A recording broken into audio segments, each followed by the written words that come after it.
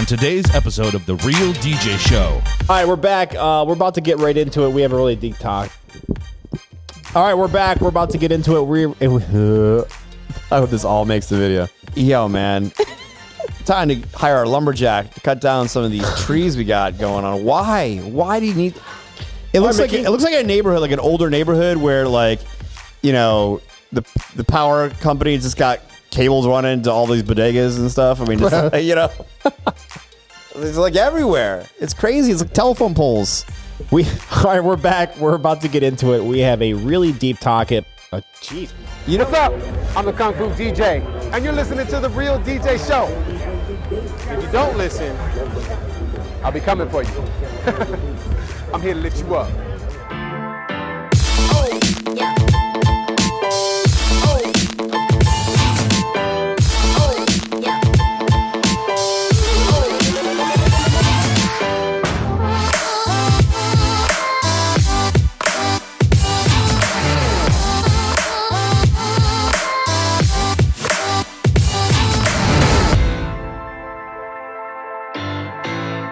Hey, what's up, everybody? We're back. It's The Real DJ Show with yours truly, Rich Cranston. Johnny Roach is indisposed at the moment. Not really. He's we have a special guest. He's over there. But anyways, educational, formal, not really. We're pretty off the cuff here. Entertaining, yes. But yeah, we're going to start things off with a little something that we'd like to call the one thing. Dre's in the booth this morning. Dre, hit that footage. Let's go. I wake up, flex, thumb down now. Check. No drip, this wet. Tell him run it up. No sleep, no rest. All right, cool.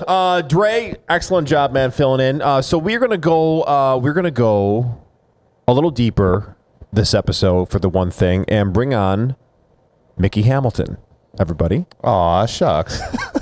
Thank you, sir. Yeah, so every once in a while, we'd like to kind of do some self-reflection and see what's going on in our own neck of the woods and bring our own talent in to tell their story. So, Mickey Hamilton, you've been with Encore for several years right now, and you have definitely came from hey, this is my part-time side hustle to now working with us full-time, absolutely crushing it, making a name for yourself. How's it been? As a main hustle, I couldn't have asked for better. This is fantastic. Look at the smile on his face. I mean...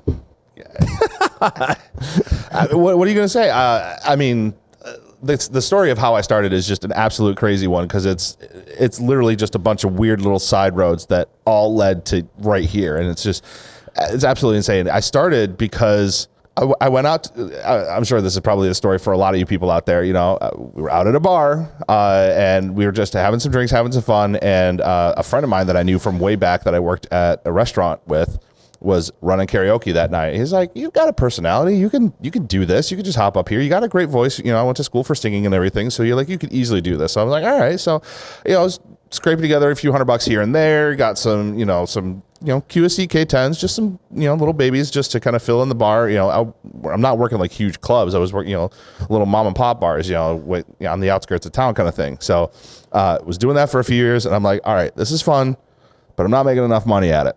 All right, we all know that story. You know, you try to do it for a little bit, and you get the taste for it, and you want more. So I was like, all right, let me see if I can expand it. So I started looking at what's the next progression? Weddings, private events, doing all those. Yep. So I started getting myself out there. I made the mistake of wasting my money on programs like Thumbtack and trying to get my name out there that way. And don't get me wrong, they got me some, but they were, your typical bargain brides, I'll give you the lowest amount possible if you just come and crush my wedding. Oh, okay. I'm just starting. I don't know any better. But fast forward a couple of years and I'm doing a wedding at this wonderful venue that we've been to before. Great place. And it was probably my most hectic one just because of the simple fact that we had to call the EMTs in. One of the guests, groom's grandfather, had a little too much to celebrate of both the herbal and liquid variety, we'll say. Okay. And completely just took a header into one of the tables and the floors over on the side. Okay. Had to stop the whole dance floor. Everything came to a crashing halt, and we had to have EMTs. They're rolling in the gurney, dead for like an hour. I'm like, how the hell am I going to get out of this? I had no clue what was going on. So you're DJing at Westminster, at the event he's talking about, Yep. and with Angela, a great friend of ours who we were doing business with at the time, and then you are in and you killed somebody.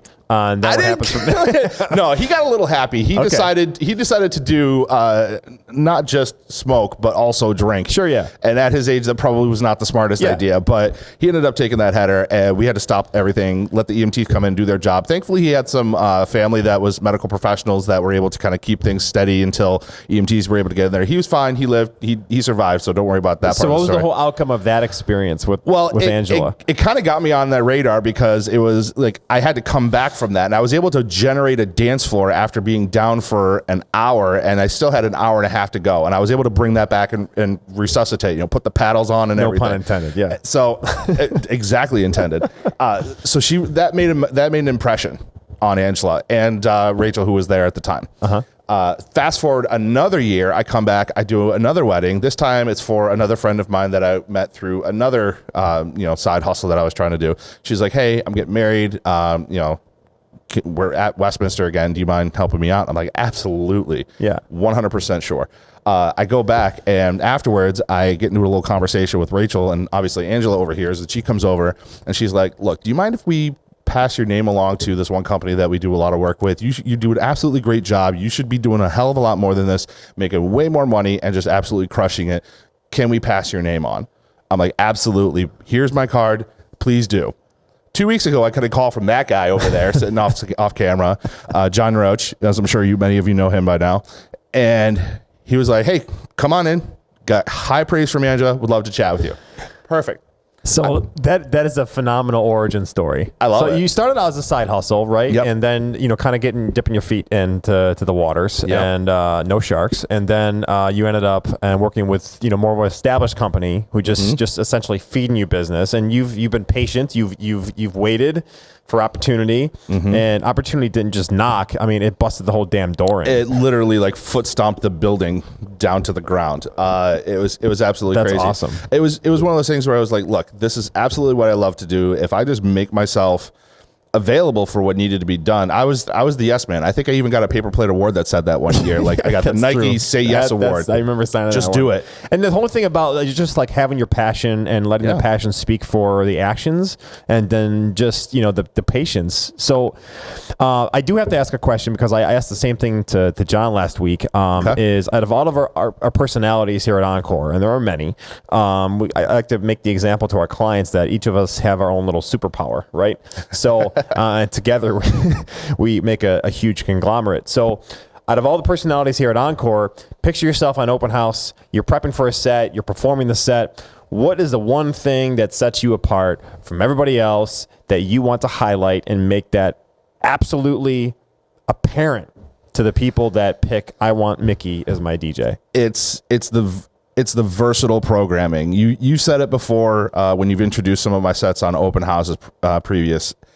It's being able to adjust my taste and what I know I like and what works to the couple or the client that I'm working with. Finding a way to, hit that sweet spot that of like, oh, I forgot about that. That was killer. And, being able to kind of touch on all these different genres and finding ways to go from like Cardi B, Megan Thee Stallion, all the way over to Temptations and everything else in between. Yeah. It takes a lot of work and a lot of recognition of like different musical styles and genres and finding those DJ ready versions to be able to incorporate a lot of those together. Because there are ways that you can blend. You've done sets where you've gone from like Nancy Sinatra into like top 40 from the last 5 years. So it can be done, but it takes some prep, it takes some planning, and it takes knowing your music. Oh, there it is. All right. Remember that. It's good talking with you, man. I appreciate it. He's wearing a shirt that says Mickey BDE above his left breast. I'm not going to really tell you what actually it means.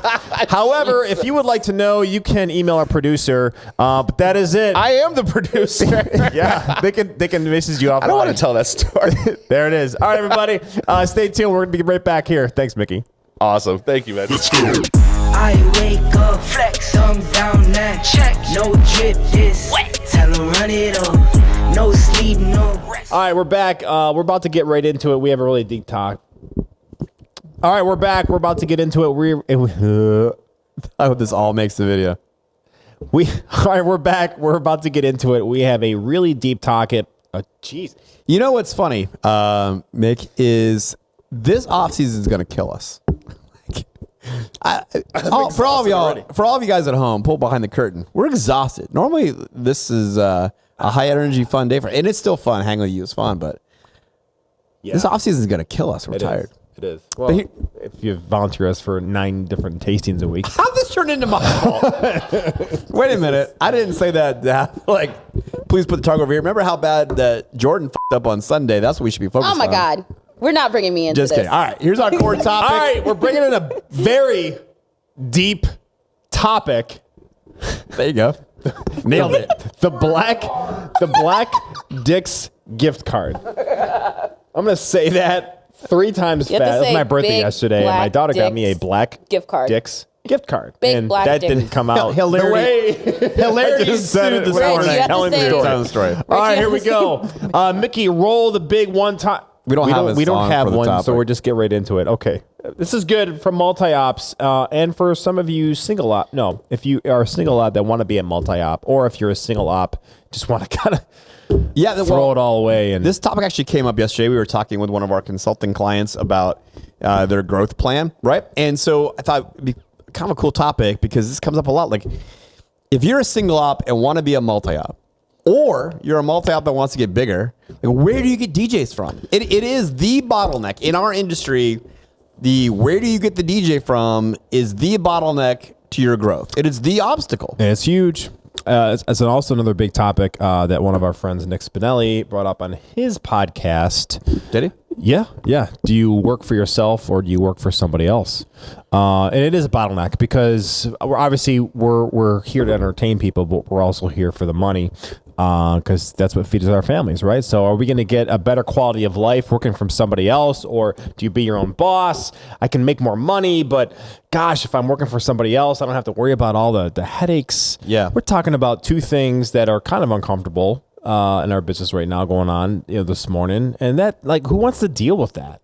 Well, so when we're discussing this topic, there's 2 things that affect your growth in our industry. If you're a multi-op, or want to be one, there's 2 things. It's you only have so many weekends and you only have so many DJs. Yes. Those are your 2 pinch points for inventory. Is I only have so many Saturdays to do my job, unless people start having weddings on Tuesdays, and I only have so many DJs. Yes. These are the things that control how much your business can grow. That's it. So we're going All to right. focus right now on where do you get DJ. If you're a single op and want to be a multi-op, or you're already a multi-op and you want to grow, where the heck do you get DJs from? Yes. There's really only 2 places. And you're either going to meet fun people and grow your own DJ, or you're going to meet someone who's already a DJ and convince them to work for you instead of working for themselves. Right. So if you're in your business and you're drowning with a lot of different tasks that you're doing, answering the phones, doing marketing, cashing checks, all that type of stuff, right? And you are also doing events. If you're looking to get a better quality of life, listen to this. If you're a single op that wants to grow to a multi-op, what are some things that we can do like right now to improve that? You have to have a 2-part plan. And the reality is that, like I said, DJs only come from 2 places. You're either going to meet fun people and turn them into a DJ, or you're going to find DJs who are on their own and convince them to work for you. So let's focus first on growing your own. Now, the drawback about growing your own DJ is that this takes time, right? This is not fast. So you can't just go hire somebody that you think is cool and in a week turn them into a DJ, right? So this is a slower process. When you say time, to do it right, it should be at least a year. Maybe it longer. should be at least a full season, and maybe longer, depending on how much they work and how good they are. But it will take time. But a pro for this would be that you can train them your way. Yes, that's the big thing. If you're pro and con on like the different ways of growing your DJ roster, the pro of growing your own is you can mold them exactly the way you want. I mean, make sure they come up the right way. Now, a great example of this is sitting on the couch over there is Jordan, who is an amazing DJ and a member of our staff, but didn't start that way. She started, helping us out on more logistic things and doing photo booths and things like that. But how long? Just tell your story. How long did it take you to go from, hey, we hired you to do other fun things into being a DJ? I was in that weird time. I guess I'm a COVID DJ. Sort of. 2019 is when we like kind of agreed, and then I was supposed to start my like big show out at VIP, and then obviously the world ended for several months. But even with the world ending for that few minutes, I worked the few weddings that I could work, and I learned a lot. And then 2021 was it 2021? 2020. I booked some of my own weddings, but I did a lot of assisting and helped out and learned more from all the other DJs that we work with here. There definitely was a plan for you, right? At some point, you came to me and you expressed the interest of, I want to be a DJ. So there was a succession plan. Yeah, John came to me first. You were catapulted. It was John. I gotta say this all the time. It was John. It was John. Give John his props. Yeah, but the thing about this was that, though, I mean, it's not fast, right? We can't, it's like, you expressed to us you want to be a DJ. Cool. We have events for you, right? So there was a plan, like, hey, how do we, get Jordan, who obviously has a personality for this, how do we get her, like, ready to be a DJ? And it took, and COVID didn't help, but it took About 3 years. For us to Yeah. But there was a plan. And COVID, like you said, was a situation where you can see. I think it would take the normal I gotta time, either like you paint or said. get off the ladder. I think it would take the normal time, like you said, to grow a homegrown DJ if it wasn't for the obstacles that we all face. Well, let me ask you a question, right? So you're a college student and you're going to be graduating soon. Can you, I know you don't have an interest of starting your own business. Can you imagine running your own business right now? Oh God, no, I would literally rather do anything else right now. What would fail? What part of the business would fail? For me, I just don't think I would be able to get a hold of the marketing as well as I think that I would. I would be too focused on making everything else great, and then I just wouldn't be able to market myself well. And I think I just want to explore this path a little bit more before taking on what I want to do with my degree. I still don't know what I want to do. Which, for everyone listening, she's attending RIT, Rochester Institute of Technology, and pursuing a hospitality tourism degree there. Great program. So for me, the success story of Jordan, when you were talking about, hey, grow your own DJs, is that she's now an incredible DJ, and she might be our most requested DJ. So big win for us. We identified someone who's got a fantastic personality.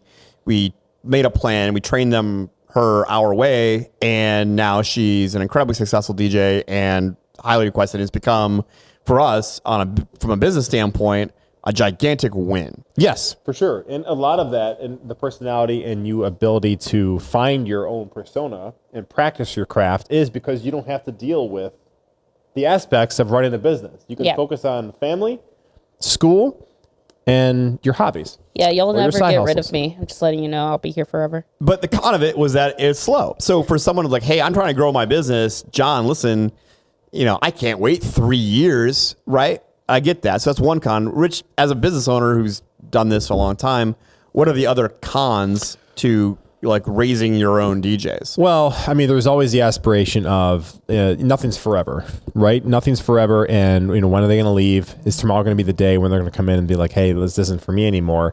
And for our space, the problem is we book so far in advance. It's not like I own a restaurant where if the chef doesn't show up, I can find another chef to cook the food for lunch today. I booked this customer for next September. Yeah. And if this personality comes in and says, listen, I'm done, all these events in the future are in jeopardy. So the problem is retaining people. Well, and them going off on their own. Yeah, and the con that we always hear about raising your own DJs is, I don't want to do that because I don't want to train my own competition. Yeah. I think you have to get past that. Mm-hmm. I think as a business owner, you can't go into the process of growing your business with some fear overcasting into they're going to be my competition someday. I think you can't. I mean, sure, that could happen. Anything could happen. Your business could hit by a tornado. I mean, but you can't go into your business like fearing that. Right. It's going to happen at some point if you're a multi-op. You can't. The equivalent of that is just like, all right, well, you're going to not going to leave the house because in fear of you're going to get into an accident. I mean, no, you got to live life and you got to go outside the house. But running the business, it's the same thing. You do have to get past that. And I mean, the recommendation I would make is put your best foot forward. Treat them extremely well. Pay them as well as you can while keeping everything in the black.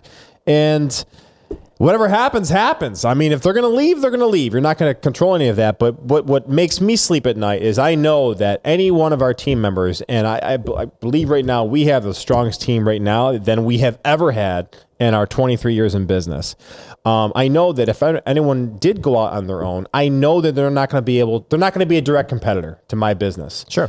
Because I know that the level of service and the execution that we have is not touchable. And you have to have that confidence in your own business. You can't be fearful you're training competition. But I think the biggest con of growing your own DJ is speed, that you can't make a business plan based on, hey, in 3 years, I'll have somebody good. So the other way that you grow your roster is to hire people that are already DJs. So how do you do that? That's tricky because you want somebody talented. So how do you bring on somebody who's already... Now, look, for us, we've been successful on both sides. We've grown our own, like Jordan and others that, hey, came to us not as a DJ and now our DJ. Shane comes to mind. A fantastically talented DJ. We started not that way. But then we've also been extremely successful in finding DJs that were solo operators, but we've built a business and a business model that becomes very attractive for someone who's doing it on their own to put that down and then come work for us and not look back. Yeah. And I'd never want to go back to that because of what this place is offering. So you have to figure out what that is and how to attract, and build a business model that people want to come to. So what is look, we're trying to sell milk here. I don't want to hand the cow away right now, but what are some of the things that we've done or you've done to build a business that makes it attractive for someone who's a successful solo op to put that down and then want to come? Actually, here? I think one of the biggest things that has helped me out for giving my perspective, and you've helped tremendously a lot with this, is just being a family person, is being that person of the person you're trying to attract, right? So I can't appreciate the fact of, a DJ leaving at 9 a.m. and sacrificing a pool day with the family to go set up a wedding until I actually am that person and I do know what it's like to leave the family at 9 a.m. So one of the biggest things we did is offer setup crews. And believe me, it's tremendously expensive. But what it does to our staff, it's attracted. The last 2 DJs we had come on, 3 DJs that have come on board, have come from their own business. They decided to give up their own side hustle to come work for someone else's side hustle because we make their life better. Well, and that's what you got to look for, right? So for the DJs who have come to us as trained, talented DJs, it's their side hustle. So what do you have to know about that? Well, you have to know that side hustle impedes on their life, right? Yes. So you find the ways that you make it attractive and you minimize the things that they don't like. Why would we all DJ as a side hustle? If we were doing this as a side, if I had a full-time job and DJ'd on the side, why would I do that? Well, I get to make some money doing something I really like. What part do I really like? I like DJing. Yes. So if I want to attract someone to give that up, well, what part can we make that attractive on? Take away the things that they hate. They hate being alone. We provide an assistant. We make DJing so much easier. We're going to provide you somebody to come with you and hang out with you and help you and be there with you and make the thing more pleasurable. Yes. We're going to set the thing up and tear it down for you. Holy smokes. You know how much value that a side hustle DJ, and I'm not saying that in a derogatory way, but someone who does this on their own, do you know how much value they place on that? If you say, hey, I'm going to take away the 2 hours of picking up gear and the 2 hours of tearing it down and returning the gear to a place for you, you just come and DJ and leave. The dollar, I'm not getting into specifics, but the dollar value that these DJs will place on that is incredible. like I was surprised when we came up with the idea of like, hey, I wonder what they'd be willing to give up from a dollar standpoint if we just provide them setup and tear down. Yes. And it's a big number. Like big. I'm willing to take this kind of hit off what I'm making now. But they don't have that option. If they're a solo operator, you know, someone who's doing this as a side business, they don't even have that option. I mean, they could go hire, but you're gonna go to what, Indeed, and put up a posting to hire somebody, or you're gonna hire your buddy or That's something. risky. It's risky. That's But we're gonna tremendously build risky. a structure where, look, put that down. You come work for us. We give you an assistant. We're gonna give you setup crews. We're gonna take care of the marketing, contracts, paying taxes. I mean, all the stuff you hate. Literally, this person can just come in and be creative and do what they love. Funnel this down to Not one person has got into business to be like, not for nothing, I love accounting and keeping QuickBooks. That's what I'm going to do. And oh, by the way, I get the DJ.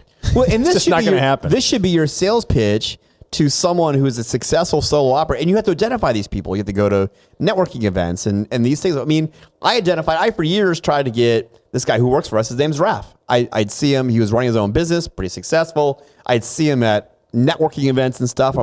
And they would ask me, I remember this specifically at a networking event. I was sitting amongst other DJs. You weren't there. And I was sitting amongst other DJs hanging out.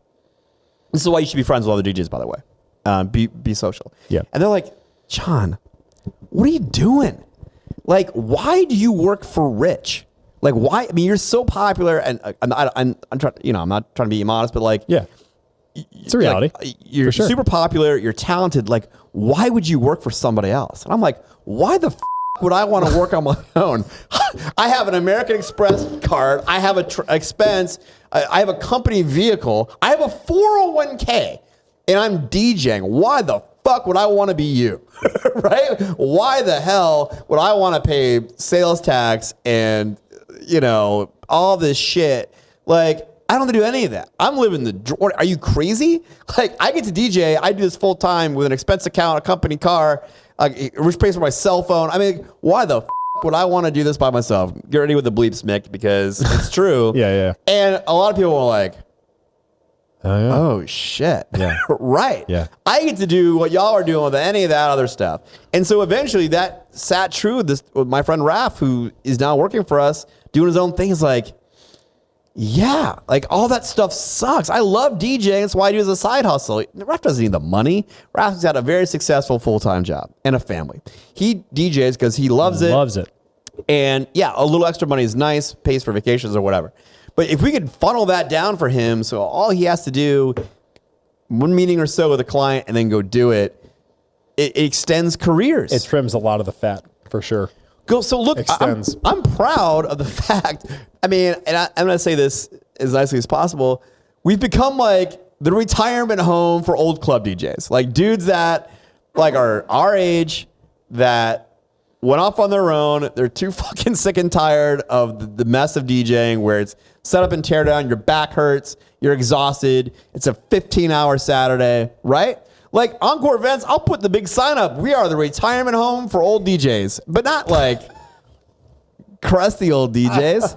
I don't know if we want that segment. But look, I mean, but is it not true? Look at our roster and some of the people we've taken on, and they're like, I love DJing. They're still relevant. They still know the craft. They're a really good DJ, but they hate it. Their back hurts. They're almost 40, and this rest of this stuff all sucks. Be that guy. You want to be a DJ company? You want to grow your multi-op? There are people in your market that love DJing that are sick of the rest of it. Well, no, okay. So I'm gonna disprove your point, Jordan. No, I mean on one side. I mean that's not the only way we get DJs. No, I get it. So Jordan, so if we did not have set up and tear down crews, could you work as a DJ?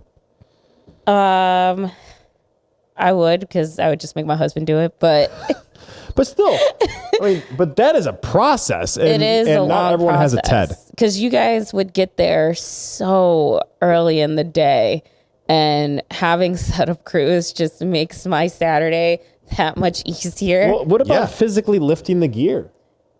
Yeah, no, I'm tiny. That's the thing. and I don't mean that in a bad way. I'm just being real. I mean, Mickey's taught me how to do the efficient, get my speaker up. I start with it on the ground and I walk it up, but it can only go so high. I mean, Encore has become the realization of, listen, I don't want to do all that stuff. I no matter what age I am, I don't want to do that stuff. I just want to go in and, like Spinelli said, I love how he put it, a man's coming in like Tiesto. Dude. You know? And I mean, that is kind of cool too. It's also a cool story to say and have other people watch and observe what happens. But it extends careers. And like I said, a DJ who may have, look, if you're a single up, I want to be a multi-up, right? Today, tomorrow, next season, you're in the off season now. Next season, you want to be a multi-up and you're a single up, right? The answer for you may not be, I'm going to grow myself a Jordan. It takes 3 years. If you hire somebody super talented, kind of likes it, you can't just learn out to be a DJ. You're going to fail. It's not going to work. Not well. You know, but could you identify in your market the dude who was me or Rich Pose, the guys that work for us at like great DJs, ready to put it down and put it away because I just can't do that other stuff anymore. And that's a great way to attract and acquire new employees. But the other thing is not everyone who has applied in that position has been accepted. Well, because you're an established DJ. You're bringing with you old habits, bad habits, or quite frankly, they don't really match up to your brand. Right? No, right. Now, look, it's not open door policy, but I mean, I bet that in your market, whoever you are, single op, wants to be a multi-op person, that there are dudes and women that love DJing, that loved it, that are talented and good, but life took over, right? Their career's at a good point, you don't need it anymore. But they loved it, but I'm not going to go do 12-hour Saturdays. I mean, I love it, but I don't need this anymore. Right. I mean, we have like 4 or 5 members of our staff for that person. Like, I don't need to do that anymore. Yeah. But if we make it easy, they stay doing it. And the retention's been great. So and we just highlighted like setup and teardown crews, but there are countless other business, responsibilities that we do as a company that the DJ doesn't have to worry about. Answering phone calls, processing payments, dealing with clients that don't pay, paying your taxes, paying taxes, dealing with the accountant. You have an attorney, rent. I mean, all this stuff, cleaning the place for Christ's sake. It's a lot of things to run a business. There's a lot of reasons people put this down. Like, I'm done with this. I'm done with this. I'm done running my own business. But if you can find the ways to keep the part that's fun active for these people, they'll work for you. So focus on doing that. I mean, I don't know. Frankly, I would never want to work for a multi-op that, like, I would have to go and pick up gear and collect the money, right? And, do the sales myself, go to a bridal show. No offense. I wouldn't work for a company like that anymore. No, it's a lot. If I had never met you, I would not still be DJing, but I'm who single op person who wants to be multi-op. I'm the model of who you want. Yes. Like, I can't live my life that way anymore. But wait, how are you going to make this easy? So that's the fast way and a great way. I mean, go identify these people there's people that like that in your market right now. Yeah. We might be messaging on the phone right now. Well, I think that's what happened. That was good. That was a good topic. I mean, we scratched the surface a little bit. If you want to find out more, give us a shout. Throw us your comments below. We're very interested in seeing and hearing what you have to say from single ops, from multi ops, and if you want some more ideas, let's have a chat. If you're in our market and some of the stuff applies to you. All right, that is it. Give me a call. Good topic. Thanks, George. Hey, so that was a great core topic. It's time, though, for another episode of everyone's favorite ass-kicking BPM. Mickey, play the BPM song. Pick it up, pick it up, pick it up. You see the drippy, I'm fitted up. Hop in my car and the giddy up. Secure the bag, I get the bag. Hey, so this is BPM. Normally I debate Richard. Today I'm debating. But since there's a giant Jordan chip Meet me in the trail. on Jordan's shoulder, you're debating We're Jordan. fighting. Mickey, Jordan's angry, so make sure she doesn't come across the table at me. I don't know why she's so angry today. I got nails. Beware. She's gonna carve you up. All right. This is BPM. This is everyone's favorite game show of DJ debate. Mickey's going to pull a topic out of the magic gold thingy. He's going to read the question. Jordan and I both get 1 minute to debate that topic. Richard's over there on the couch. He's going to tell us he was right, and he's the timer. And we're live on Instagram. It's going to be the ladies first. Yeah. So, Mickey, spin the wheel. All right, here comes your first question. Physical marketing materials such as brochures, flyers, business cards, are they dead, on life support, or alive and well? Brochures are dead. I feel like we don't use brochures because we do customized packages. Business cards are good. You know how many people are like, oh, I need a DJ at like 3 o'clock in the morning, and they're asking me that. A cop came to my mom's house for like a security thing last year. He's like, oh, you DJ? And I was like, yeah. He's like, do you have your card? I was like, I'm in sweatpants, so no, I don't. But Where do you think I was going to have these cards? Where am I having? I think business cards are fine. They're okay. They have new ones where you can like tap and get like all their socials. Some card is like that. You can tap someone's phone and use the like connection thing, Bluetooth thing, whatever. And then you have like the digital business card. So that's cool. But I don't think Rich is going to pay for that. Seems like that's too much money for Rich to pay for us. Wow. I don't want to turn this into a shot at Rich. But look, the answer to this is that it's on life support and it's barely hanging on. I mean, all of it. Some of it's already dead. Brochures are in the ground. Flyers are in the ground. I guess it's business cards are the last gasp. But I think at some point we could just pull the plug on it. I would tell you this. We did a bridal show this past weekend, and I felt it would be completely foreign if I didn't at least put my little business card thing out, because it would be like showing up to work with no pants on. It'd be weird, right? You're like, what's going on? But I mean, we could have not had that. I mean, we put up a QR code and that was it. And like, hey, for our information in the promo, scan this QR code, and it was incredibly successable, right? In fact, I'm worried now that if what we give out is printed, they're just going to lose it, right? So I don't want to even offer that as an option anymore, because if you give it to them, they'll take it, and then they may not do the other thing, and they may lose you. So I think that it's on life support, and it's falling fast, and there's the crash cart's coming, and the defibrillator's on the way, because I think we're pretty close to printed marketing materials being dead. Well, how do you make yourself more like memorable into a client's mind, John? What's that name? Eternity Events. I'm going to tell you what, that I don't think, my guess is in the last couple of years that anyone that we've made a real impression on, it was likely not because of a business card. We just did a presentation at a conference, and plenty of people have gotten a hold of us, and I'm not sure a single one of them was from a business card. In fact, at that conference of DJs, they were trying to think of all kinds of new ways of avoiding altogether a QR code in the back of our name tag, of ways of exchanging information that's going to be more lasting. I think it might be dead. Rich, what do you think?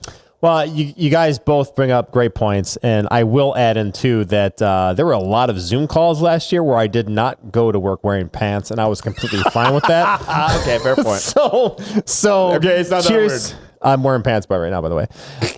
Yeah, so here's the thing. One thing to keep into consideration. Next time you're at a restaurant, is it a physical menu or is it a QR code?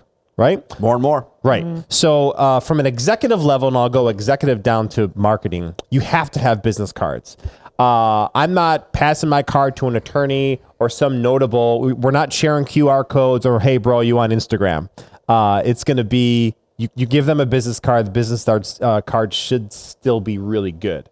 That's number one. Number two is the brochures. The brochures were dead about 5 years ago.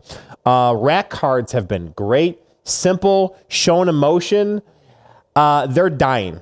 It's close. They're hanging on literally by that thread from that last tooth, your child tooth that's coming out. They're hanging on by that. But yeah, QR codes, Instagram. Great point about the bridal about the trip to Vegas. It wasn't trading cards. It was are you on Instagram, and that's how you converse with people, right? So I think QR codes. We should throw a QR code on the back of photo booths instead of putting the business absolutely cards 100%, right? Because you know what, people. I'm just thinking from a logistics standpoint, right? Everyone has their phone. who's got something to put a business card in now? If I hand somebody a business card, where's it going to end up? Yes. Maybe it's in their pants pocket, but where it goes in the laundry. I mean, who's keeping these things? I mean, I think that the key part of this question, if we're being specific about who's winning this, is it said as a marketing material, right? So a business card may still be a valuable tool in a non-marketing situation. Like you said, hey, here's somebody I need their services, contact me, a lawyer, an accountant, whatever. But as a marketing material, I think it might be dead. I mean, we do it because it would feel weird to us not to. But well, let me ask you this. Let me ask you this. As the general manager of a large company who does almost 350 to 400 weddings a year, are you going to give your staff members business cards to hand out at the wedding, or are you going to instruct them to do a QR code, or email us or Instagram us? A QR code would work better. I mean, look, we for years have beat up. I don't mean to turn this one question into the whole BPM, but for years we beat ourselves up like, put your freaking card holder out. Put the cards out. Whose card are you putting out? How much easier would it be if the back of their laptop had a QR code on it? Or if there was a sign, a little thing next to them with their picture and a QR code? It would work so much better because, okay, you're drunk at a wedding, right? This DJ is awesome, right? So you pick up you're getting married, you're at a wedding, and you pick up their business card. That ends up in that purse from that wedding or in your pants pocket, the suit you're returning, or who knows where. But if they take the QR code, you never leave your phone. You have your phone. You wake up the next morning hungover, like you may have lost a business card in the bathroom, but thank God I remember to scan that DJ's QR code. That's dope. We never have to buy another business card, or they ran out and forgot they ran out. I mean, it could last. I mean, I think we're having a moment here that it may be dead right now. That was a great question. Did you just win? That was a great question. Well, yeah. Mickey, was that off of my list, the one I wrote? No, I wrote that this morning. John never won. John wrote that this because morning. Okay. I'm all the marketing this That was a company good question. needs. All right. Number 2, in regards to gratuity, do you bring it up in your planning meeting or do you ignore it unless the client brings it up? No, you definitely bring it up. Start my clock. You definitely bring it up, and the way you pose it in an appropriate way is just like, hey, if you were considering this, let me tell you the best way to handle it. You're providing helpful advice or a service. You're not bringing up like, hey, just to remind you that you're going to owe me gratuity into this. But I think it's totally appropriate to say, hey, look, I just wanted you to know if you were thinking about gratuity or overtime, here's the best way to handle that. And it reminds them if they weren't thinking about it, maybe I should be thinking about it. It brings a topic up. I think it's totally appropriate. There's nothing wrong with that. But pose it as you're offering them advice about how to handle it, not like reminding them they should be doing it. I'm not sure how you could possibly say anything that's different. I totally disagree with everything that you said. Oh. John, you're wrong. It's so awful that you're not kidding. No, totally bring it up in the meeting. I think the way that I do it is, hey, I'm more than happy to stay extra on your day or whatever, whatnot, if you want to end night, blah, blah. Here are the ways that you can pay me. It could be cash, it could be Venmo, it could be PayPal. Here are these things in my whatever, whatnot. And I give that to them and they go and do whatever they want with it. I mean, is getting tipped at the end of the night great? Yes. Is it always going to happen? No. No, but I don't think there's anything wrong with trying to educate a client that we work in an industry where that is the norm. I mean, to the point where we have an automated email that goes out to every client 10 days before that says, hey, if you were thinking about, gratuity for your DJ, here's the best way to do it. I don't think there's anything wrong with that. I think that people are scared of that topic. That's an antiquated thought in my mind. So yeah, man, you should be bringing it up. You're so Rich? so thirsty. No, for sure. And I have a unique perspective because I like keeping tabs on from the staff, and I ask questions, about if you got tip this weekend or on an annual basis. I like to keep tabs because I want to know what's going out. As the owner, I don't get tipped a lot. It's just I think that sucks. I work my ass off. I work very hard. Gratuity just doesn't happen a lot. I'm not going to complain about it. I'm not going to, talk to the client about it. But I think that the client should be educated about gratuity. They've never done this before, right? So they go out to restaurants. It's customary. You go to get your hair done, you go to the barber. It's customary. Do I tip this person? You need to know. You need to educate them. Of course, they need to know, and whether they do or not. You still work your ass off for the wedding or the event or whatever it is.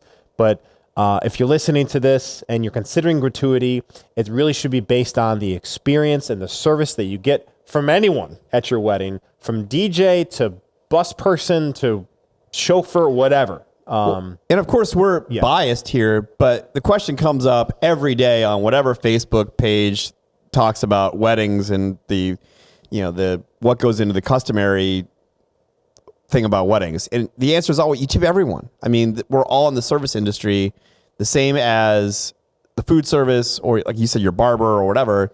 Tip if there's a question, should I tip this person? Yeah, tip that. I mean, build that into your budget. You should be planning on tipping the people that work for you that day. If you like them and like what they did, tip them. Sure. And there's nothing. I don't think there's anything like I'm saying something out of school here. Like tip the people in the tip people in the service industry. Period. The end. All right, Nick.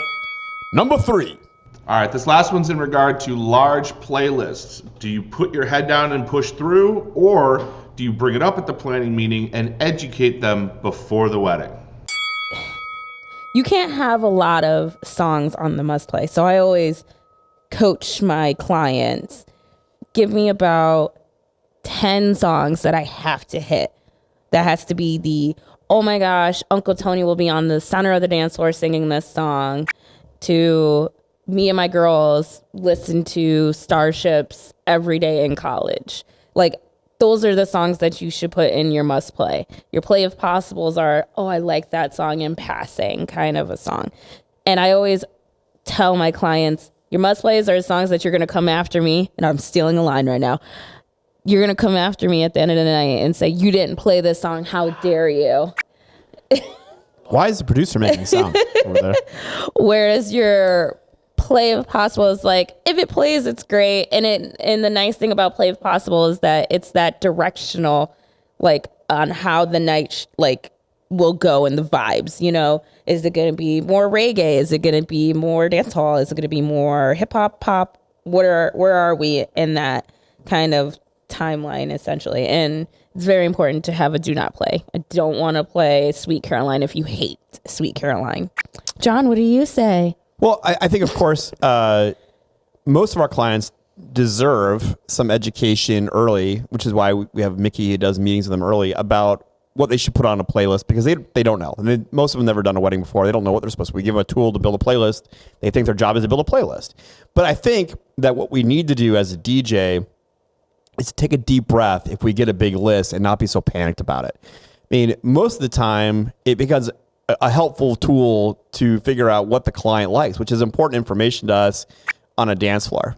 So I've tried in my career to start hyperventilating less when someone gives me a really big list, thinking to myself, oh my God, I get in my own head. Oh my God, they give me all this stuff. What if it doesn't work? What if it sucks?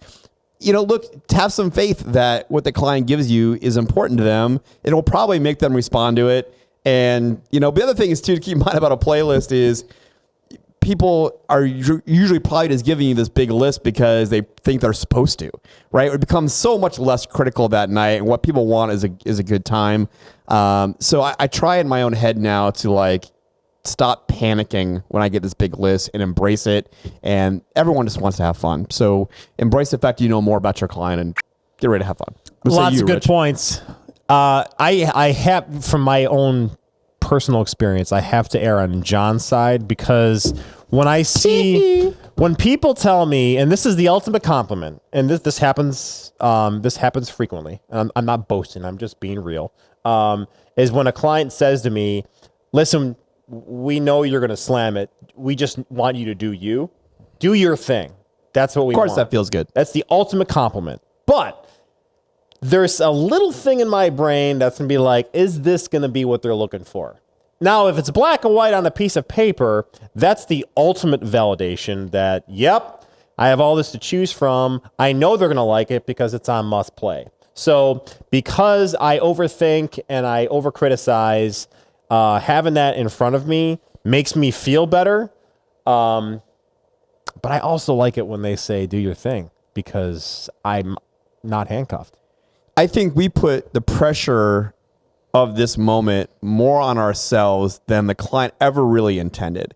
I mean, most of the clients choose us or any individual DJ company because they like what they saw. I mean, right? I mean, ultimately they chose our company because they think we're talented and they trust us. And when they give us this big list, we get in our head, oh crap, this client is overbearing, or they think they know better than me, and they don't. They usually just pick as many songs as the software allows them to because they think that's what they're supposed to do. And then the reality is all they wanted was a good time. Well, that's why you coach your clients. That's Sure. the thing. Like, that's why I say don't fill it up with 45 songs because 45 songs is the entire night. Fill it up with 10 songs that I know like are going to be your hits. I wish that every time that I walk a client through something, they're going to remember or embrace or care. And they're not always going to. So when you get these big lists, all I'm saying is that just take a deep breath and don't put so much pressure on yourself that it's going to be a bad night because they've given you a big list. Just embrace it, and usually it works out great. I love coaching the clients because the last thing I want is when I show up for the planning meeting to have something that's completely sideways of what's in my wheelhouse. Yeah.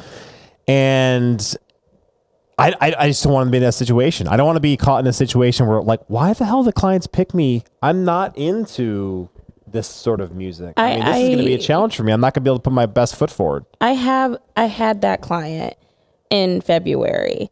Now I'm not Haitian and I don't know Haitian music that well, but I know a little bit of like Afrobeat music. But for that, I said, can you put some artists on your playlist? That's when you use that, must play. I don't know that much about country. Can you give me some country songs? No. I can tell you Chicken Fried and Love Wagon Wheel. That's about it. That's all you're gonna get from me. But there's things that I can name off. Like that game on Alexa, you could play Cancel. the like song game where it plays like a 30-second clip or whatnot. I can do the whole 2000s and I'll name 2000 songs, but I'm not gonna be able to name like 90s R&B that well or pop that well. So I need a little help. Rich, what do you think? I think the bigger panic isn't like a really big must playlist. I embrace that and figure I'm still gonna be able to do my thing in between the spaces here. The bigger panic for me is a do not playlist that has all the songs that I normally play at a wedding, right? Like, how do you like? If this client is listening, I still love you. I love you too. But I've got one coming up, and I forget who it is, so I won't shame them. But literally, their do not playlist could have come from literally my DJ software's like most played, right? You filter by most played songs ever off your laptop. Yes. That's what this do not play list looks like. And I'm like, how did you hear any example of me ever DJing? And then you come up with this as a do not play list. Like, did they give you suggestions of what they're into? They have just as big a must play, but just as big as must play list. So they do. So, but yeah, my only reason I haven't like jumped off a bridge because of this wedding yet is because I could literally just play what's on their must playlist and get me through the night. And I'm like, fine, whatever, less creativity. But I am now in a space where, oh crap, okay, this Pitbull song's on their must playlist. This one's on their do not playlist. Can I play this one? Yeah, that's not on either list without them. That's the real panic. I had one of those weddings last year, and I was paralyzed. Because I'm like, you look at it, it's like, this shit ain't gonna work, right? Yeah. And I had Raph was with me that night, and I trusted it. I'm like, listen, but when I see lists like that, I always think the client knows their friends, family better than you do. Yep. So there's got to be a reason. Number one. And number two, if they're playing this music, their friends and family also probably know that because they know the couple. It's got to come from John. This is John's music or whatever, right? So going back to that wedding, it was a really good wedding, right? It was really, really good. And I was playing like Harry Belafonte and, just this obscure music that I wouldn't normally play, but people were digging it. I also had people coming up to me and saying, this was the groom's name. This was his music, right? I'm like, yeah. I said, it's they're laying the soundtrack for this one. Hope you're enjoying it. And It was a fun time. I've had one of those weddings last year too, but I got off way easier because the groom was DJ and he DJ'd half the time. So I got off with that one as well. All right. Well, I think that was another episode of BPM in the books. We got off on the rails on last won. one. I'm sure you did. Totally won. I won. I'm sure she won. We'll say that. We'll say that. I won. We'll go with that. Pick it up, pick it up. You see the drippy, I'm fitted up. Hop in my car and the giddy up. Secure the bag, yeah, I get the bag. We are here for another episode of Setup Wars. Clickety clack, we're back. The beautiful Jordan Drakowitz is here. Johnny Roach I'm defeated. I had to move. I got kicked out. is for on the losing comfy at couch. BPM. Mickey, roll us that Setup Wars.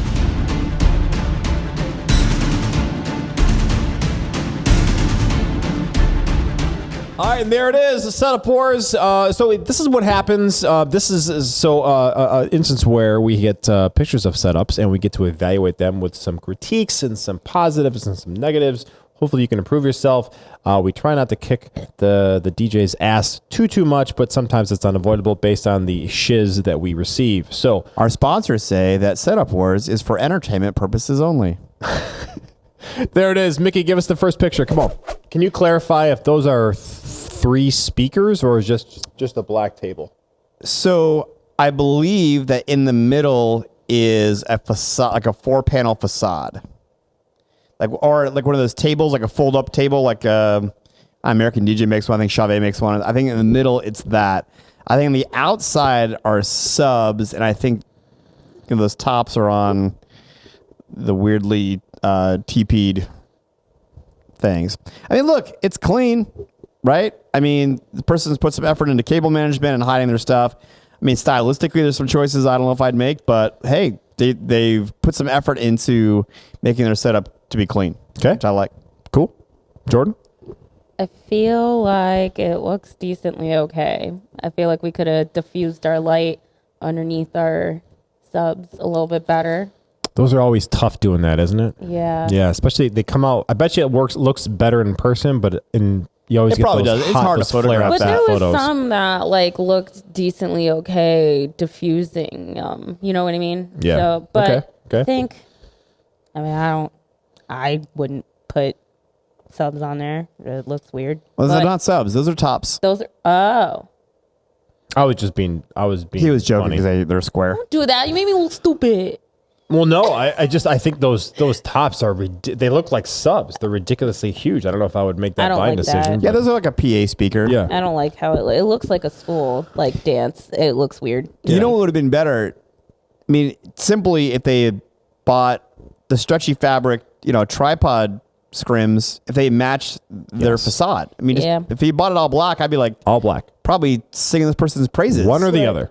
That would be my feedback. Make it all black. Right. Those scrims should be in black. I'm not buying those speakers, but hey, like John said, I agree. Everything matchy. And put that tree down on the floor. Symmetry. Put that tree down in the floor. You might not be able to control that. It's hard. It's hard. Like, what we should do one episode is do venue wars and talk shit about all the venues we see in these pictures and the terrible choices the venues made. That's a good idea. Like these cascading Christmas lights behind them. Like, why would you ever do that? There's Yeah. never a good reason. All right, Anyway. so we're gonna Teenagers score. are doing in their room now. What happened? That's what Gen Z is doing in their room now. Oh, Yeah. all right. All right, so lame. let's score this, madam. That is a 6, I think. In tune. It's a 5 for me. It would have been a 6 easy if the scrims had matched the facade. Yeah, I'll go with 5. Yeah. I was flirting between a 4.5 and a 5. What say you, YouTube? Make sure you hit the subscribe and like. I haven't mentioned that yet, but please do that in comments below. We love your feedback. Mickey, I think we're ready for the next one. Roll it. I feel like John has things locked and loaded, so I'm going to let John go first. Okay, so. Johnny? Yo, man. Time to hire a lumberjack to cut down some of these trees we got going on. Why? Why do you need like one set of those 4 things? More is not better, right? Like, I get it. You're starting out. Everyone buys one of those things, and if it's In this case, they bought 4. they bought 4. They bought the Why? 4-pack. Golly, it's like there's washes and lasers on one, and there's those flat pars. I mean, you could one of those is fine, and then like the cables coming off of them, and the rest of your gear is black, and that facade is white. I mean, you have, oh man, it looks like I don't know, man. One of those. And I'd still give you a hard time, but like, you don't need 4 of those. Oh my, can you imagine what that's going to look like when they turn those things on? Wow. You know what's going to happen is this is the equivalent of driving down the street and you're approaching a car with the high beams on. Oh my and God. You're like, oh my, bro, I can't, like, and then you smash into a tree and you're, we have lasers and washes and movers and buy some gaff tape and some extension cords so your cables your don't have bars to in run the across. background. Okay, if they're not battery operated, but we can't see the cable. Your cable management is lacking. Cords are going down. You should. The cords halfway down really the tripod, the cord's shooting off because followed. You should really wrap the cable or tape it so it's following the tube down, right? The stand. This is not hard. And the black and white for me is kind of like a pair of high tops that are white with some black laces. I never went for that look. I pick a color. That I like. It's clean. It's clean. I like black sneakers and white laces, but I don't like white. I don't know when it's DJ setups, though. I feel like if you don't want people to come and talk to you, just say that. Don't be a DJ, because like you're literally blinding these folks and with these lights. That's too many. And although I will say this, your up lighting is kind of cool on the floor. They have those big flat panels. Yeah. All right, Johnny, what are we scoring this? Look, man, you should save yourself the money on buying 4 sets of these things and bought 2 wash effects. And they have nice speakers. They have a facade. These are smart decisions to make. Yeah. Just put 2 wash fixtures and you're done. And it would have been clean and modern looking. And this looks like an insane asylum. This is the worst one I've seen today. Terrible wire management. It's a 3. 3. So this is worse than the last one. Yes, way worse. Wow. Way worse. Okay. There's basics. There's basics that you have a tripod, run the cable down behind the tripod. And it's like the, you know what the laziness is? Well, the cable wasn't long enough. They didn't bring an extension cord. The front right-hand side tree of LEDs, the cable for it's coming off the middle of the pole towards their booth. It's like that's laziness. You should put an extension cord and tape it down. Oh my God! All right, so like 3.5 for John. Looks like the hood, man. You know, we're like Jordan, like 4. Man, wow. All right, I like this better than the last setup. I think I gave the last setup a 5.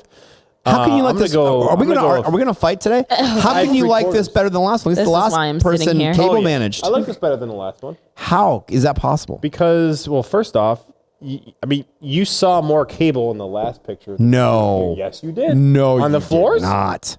Of course, there's no cables on the floor. There's cables running through the middle of the screen here, but not on the floor. You like this one less than the last one? Way worse. This person has paid no attention to detail. Wow. They don't. Well, that's good. Cables running this everywhere. Show needed some disagreement. I guess. Jesus. Joe would be very happy we're disagreeing. Damn it. What have I walked into? Oh my God. nothing. Actually, we need some spice in this show. Dang. Hot Everyone sauce. agrees. It's a mess, bro. Yeah. I like us better than the last one. It looks like a neighborhood, like an older neighborhood where, like, you know, the power company just got cables running to all these bodegas and stuff. I mean, just you know, it's like everywhere. It's crazy. It's like telephone poles with cables just running indiscriminately. Indiscriminately. All right, Mickey. Numero tres. What the actual? All right, Mickey's funny. Woo! Mickey's got jokes. I can't even look at it. It hurts me. Mickey, it hurts. It hurts me. I can't even look at it. Oh my God. Oh God, it's got the little jelly globes on the floor. Oh God.